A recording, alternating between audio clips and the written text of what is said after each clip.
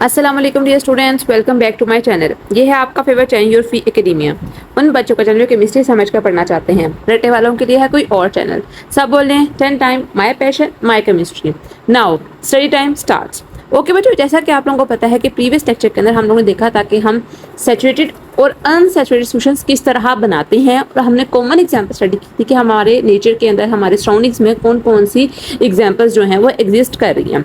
आज का जो लेक्चर है वो बहुत इंपॉर्टेंट होने वाला है, क्योंकि आज के लेक्चर के अंदर मैं आप लोगों को आपकी बुक से हटकर बहुत सारी चीज़ें बताऊंगी। क्योंकि आपकी बुक के अंदर उन्होंने बहुत सिंपल चीज़ें लिखी हुई हैं, लेकिन आप लोगों को ये जानना ज़रूरी है कि ये चीज़ें नेचर के अंदर होती हैं तो होती क्यों हैं, इनके पीछे जो है ये फैक्ट्स क्या हैं, इनके पीछे रीजनिंग क्या है। तो आप लोगों ने वीडियो जो है वो एंड तक देखनी है, इंशाल्लाह आप लोग बहुत ज़्यादा इंजॉय करोगे। तो बच्चों स्टार्ट करते हैं। हमारे टॉपिक का नाम है effect of temperature.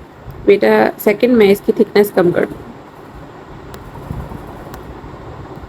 Effect of temperature on the solubility of solutes। आप लोगों को पता है कि सल्यूट्स क्या होते हैं और सॉल्वेंट क्या होते हैं। बेसिकली हम सल्यूट्स जो होते हैं वो हमारे पास लेसर क्वांटिटी के अंदर प्रेजेंट होते हैं, जबकि सॉल्युबिलिटी जो होती है वो क्या चीज़ होती है कि कोई चीज़ किस चीज़ के लिए कितनी सॉल्युबल होती है एक स्पेसिफिक टेम्परेचर के ऊपर। तो आज बेसिकली हम देखेंगे कि टेम्परेचर का क्या इफेक्ट होता है सल्यूट्स की सॉल्युबिलिटी के अंदर अपने एक स्पेसिफिक सॉल्वेंट के अंदर। बेसिकली जो जनरल एज्यूम की ज़्यादा जो चीज़ देखी जाती है वो ये देखी जाती है कि जैसे जैसे आप लोग टेम्परेचर इंक्रीज करते हो तो सोलिबिलिटी जो होती है किसी भी स्पेसिफिक सल्यूट की वो इंक्रीज करती है। सबसे कॉमन एग्जांपल देख लेते हैं। आप लोग एक्सपेरिमेंट भी करके देखना। आप लोग एक गिलास दूध का लेना, ठंडे दूध का, और उसके अंदर चीनी डिजोल्व करना। आप लोगों को काफी हद तक टाइम लगेगा उसको सोलिबल करते हुए, उसके अंदर डिजोल्व करते हुए, उसको सोलिबिलिटी उसकी इंक्रीज करते वक्त। लेकिन वही आप लोग एक गिलास जो है वो गर्म दूध का लो और उसके अंदर एक स्पून जो है वो आप लोग शुगर डालो, तो आप देखोगे with in few second, with in under 1 minute आप लोग अच्छी तरह देखोगे कि वो अच्छी तरह उसके अंदर सोलिबल हो चुका है। तो इसका मतलब क्या हुआ कि टेम्परेचर का इफेक्ट जो होता है वो डिफरेंट सब्सटेंसेस के ऊपर, डिफरेंट मीडिया के ऊपर, अगर वो कोल्ड स्टेट के अंदर या हॉट स्टेट के अंदर है तो वो डिफरेंट होता है। अगर आप लोग गर्म चीज़ के अंदर, गर्म जो आप लोगों का सोलवेंट है वो गर्म है, उसके अंदर आप लोग सल्यूट डिजोल्व कर रहे हो, तो उसके अंदर क्या नजर आ रहा है आपको कि टेम्परेचर इंक्रीज करने की वजह से सोलबिलिटी इंक्रीज कर रही है। लेकिन वही चीज़ अगर आप लोग कोल्ड स्टेट के अंदर करो तो आप लोग देख लो कि आप लोग एटलीस्ट आपको 1 से हाफ मिनट या 2 मिनट्स आप लोग को लग रहे हैं कि अच्छी तरह आप लोगों के जो शुगर के पार्टिकल्स हैं और उनका सल्यूट है वो सोलवेंट के अंदर सोलिबल हो रहा है। आपकी बुक के ऊपर कुछ एग्जाम्पल्स जो हैं वो गिवन हैं कि उसके अंदर कुछ सब्सटेंसेस जो हैं, सल्यूट्स जो हैं, उनके टेम्परेचर सोलिबिलिटी जो होती है वो टेम्परेचर के साथ इंक्रीज कर रही है, और कुछ जो है वो कांस्टेंट शो कर रहे हैं और कुछ की डिक्रीज कर रही है। सबसे पहले जो है वो हम आप लोगों की एग्जाम्पल्स देख लेते हैं, उसके बाद मैं आप लोगों को रीजनिंग समझाती हूँ कि इस तरह ये प्रॉपर्टीज जो होती हैं वो क्यों होती हैं। आपकी बुक के ऊपर इस बारे में लिखा नहीं हुआ, लेकिन मैं कोशिश करूँगी मैं इस तरह आप लोगों को क्लियर कर दूँ। जैसे फॉर एग्जाम्पल आप लोगों की बुक के ऊपर एग्जाम्पल है potassium nitrate KNO3, silver nitrate AgNO3 और पोटेशियम क्लोराइड। इसके अलावा बहुत सारी एग्जांपल्स हैं। आप लोग इन तीनों सब्सटेंसेस को देखो तो क्या होता है कि इनकी सोलिबिलिटी जो होती है, जैसे ही आप लोग अपना टेम्परेचर इंक्रीज करते हो तो इनकी सोलिबिलिटी जो होती है वो इंक्रीज कर जाती है। पोटेशियम नाइट्रेट, सिल्वर नाइट्रेट और पोटेशियम क्लोराइड ये ऐसे सब्सटेंस हैं जिसकी वजह से जब आप इनका टेम्परेचर इंक्रीज करते हो तो इनकी सोलिबिलिटी जो होती है वो इंक्रीज कर जाती है। ग्राफ को हम लोग, मैं आपको बाद में पढ़ना सिखाती हूँ कि ग्राफ को किस तरह पढ़ा जाता है। इसके अलावा कुछ कंपाउंड है, जैसे आपके पास आता है लिथियम कार्बोनेट Li2CO3, इसको लिथियम कार्बोनेट कहा जाता है। उसके अलावा कैल्शियम क्रोमेट CaCrO4। अब ये क्या होता है, जैसे आप लोग टेम्परेचर को इंक्रीज करते हो तो क्या होता है, इनकी सोलिबिलिटी जो होती है वो डिक्रीज कर जाती है। ये दो चीज़ें जो होती हैं, ये दो कंपाउंड्स होते हैं वो एक्सेप्शन शो करते हैं। क्या करते हैं कि जैसे आप लोग टेम्परेचर इंक्रीज कर रहे हो, टेम्परेचर आप लोगों ने इंक्रीज किया हुआ है, आप इनका जो सोलेंट वाटर है या फिर कोई भी अल्कोहल है उसके अंदर आप लोग इनको सोलिबल कर रहे हो, तो क्या हो रहा है, टेम्परेचर आप लोगों ने इंक्रीज किया तो इनकी सोलिबिलिटी डिक्रीज होना शुरू होती है। ठीक है, ये उसके अंदर सोलिबल नहीं हो रहे हैं। अगर आप लोग इसको कोल्ड स्टेट के अंदर सोलिबल कर रहे हो, रूम टेम्परेचर के ऊपर कर रहे हो तो ये अच्छी तरह सोलिबल हो रहे हैं। लेकिन जब आप लोगों ने टेम्परेचर इंक्रीज कर दिया है 30 से 40 डिग्री सेल्सियस के ऊपर आप लोग ले गए हो उसको, तो इनकी सोलिबिलिटी ऐसा ऐसा डिक्रीज कर दिया। अब कुछ जो होता है आप लोगों को पता है, मैंने आप लोगों को पहले लेक्चर में बताया था कि different type of colloids exist करते हैं। ठीक है, हमने उनकी डिफरेंट टाइप्स पढ़ा था, जिसके अंदर सॉलिड इन सॉलिड आता है, सॉलिड इन लिक्विड आता है, लिक्विड इन सॉलिड आता है। 9 टाइप्स ऑफ कोलाइड्स हम लोगों ने देखे थे।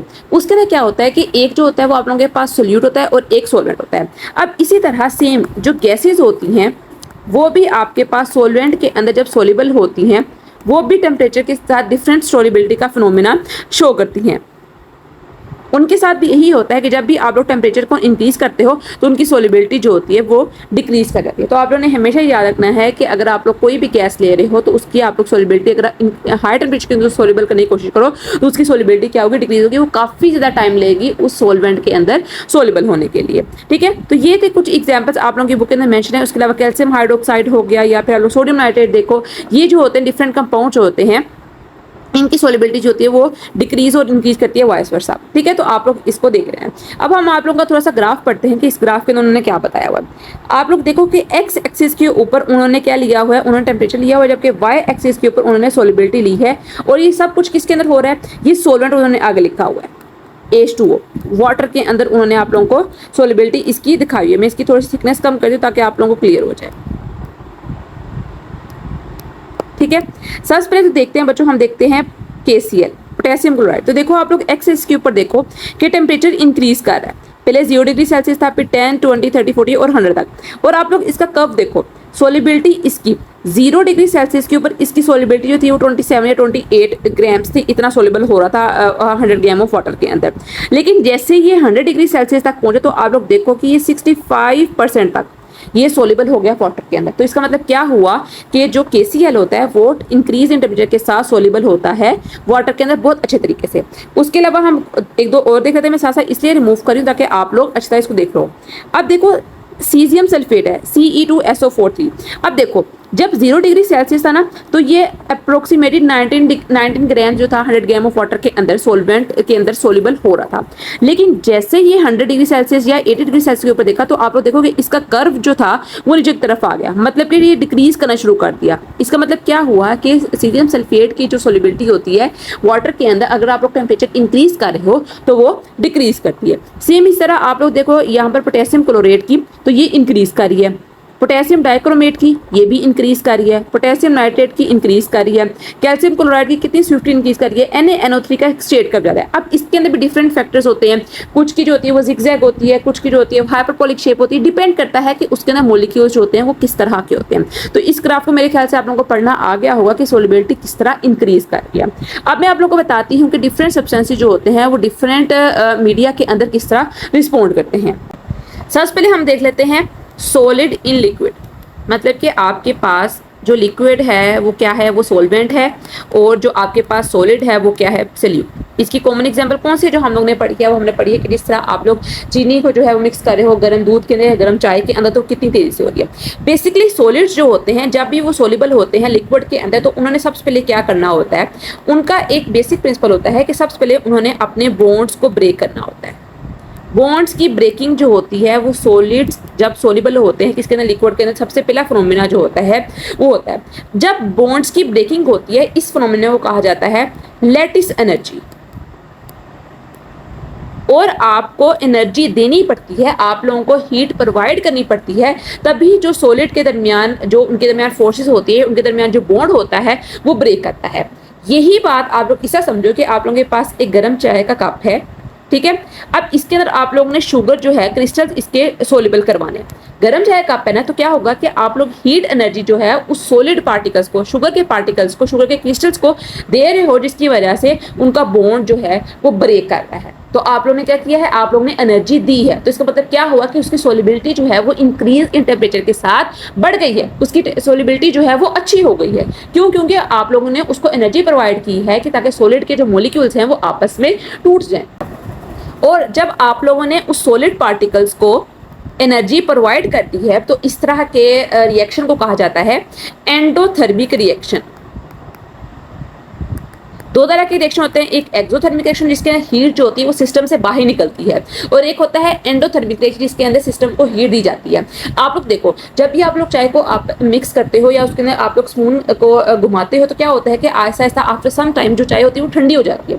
क्यों हो जाती है? इस वजह से हो जाती है कि जो आप लोगों ने सारी एनर्जी होती है वो आप लोगों ने दी होती है शुगर पार्टिकल्स को, ताकि वो अपना बॉन्ड जो है वो उसको तोड़े और सारी की सारी एनर्जी जो है किस चीज़ के यूज हो जाए कि आप लोगों के जो सॉलिड पार्टिकल्स हैं, जो आप लोगों का सॉल्यूट है वो सोलिबल हो जाए सॉल्वेंट के। तो बेसिक प्रिंसिपल इसका ये होता है, ठीक है। तभी रीजन है कि कुछ सॉलिड जो होते हैं वो लिक्विड के अंदर क्या होता है, जब टेम्परेचर इंक्रीज कर रहा होता है वो सोलिबल हो जाते हैं। लेकिन जैसे मैंने आपको पहले एग्जाम्पल बताई है, सीजियम सल्फेट की बताई है, कैल्शियम हाइड्रोक्साइड की बताई है, उनके अंदर ये केस ऑपोजिट होता है। जैसे जैसे आप लोग टेम्परेचर इंक्रीज करते हो, गर्म चीज आप लोग लेकर आते हो, उसके अंदर गर्म पानी के अंदर सोलिबल करते हो, तो क्या होता है कि उनकी सोलिबिलिटी जो होती है वो डिक्रीज कर जाती है। ये एक्सेप्शन जो होता है ये एग्जिस्ट करता है और ये हर जगह एग्जिस्ट करता है, एक बहुत ही कॉमन चीज है। अब दूसरी बात जो आप लोगों की बुक के अंदर मेंशन है वो है गैसेस इन लिक्विड्स, ठीक है। ये आप लोग देख लो, gases in liquids. Gases in liquids आप लोग ऐसा इमेजिन कर लो कि आप लोगों के पास कोई भी गैस हो, जैसा कि कार्बन डाइऑक्साइड हो सकती है, कोई भी तरह की गैस हो, उसको आप लोग लिक्विड के अंदर जैसे वाटर के अंदर आप लोग सोल्यूबल करो तो क्या इसका इफेक्ट होता है। बेसिकली जब भी आप लोग गैस को एक लिक्विड के अंदर सोल्यूबल करते हो तो क्या होता है, जो गैस के मोलिक्यूल्स होते हैं ना बेटा, वो इंट्रैप्ड हो जाते हैं किसके अंदर, लिक्विड के अंदर। गैस के मोलिक्यूल्स हैं ये, इसको लिक्विड जो होता है इसको ट्रैप कर लेता है। जब बेसिकली ये ट्रैप हो जाता है तो क्या होता है कि इस प्रोसेस के अंदर एनर्जी रिलीज होती है। और मैंने अभी आप लोगों को बताया है कि जब भी किसी सिस्टम से एनर्जी रिलीज होगी, चीज गर्म हो जाएगी, तो उस तरह के रिएक्शन को कहा जाता है एक्सोथर्मिक रिएक्शन। ये आप लोगों ने याद रखना, अपनी बुक के ऊपर लिखते रहो साथ साथ, ठीक है। केमिस्ट्री के अंदर एक बहुत कॉमन प्रिंसिपल है जिसको कहा जाता है ली चेटिलियर्स प्रिंसिपल।